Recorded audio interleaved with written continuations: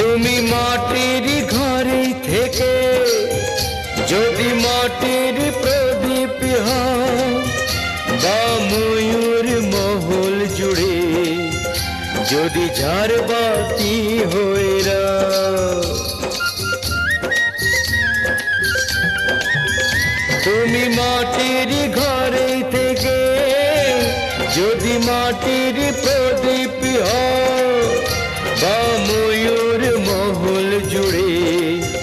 যদি ঝাড়বাতি হয়ে রাও, তবু ছড়াতে গেলে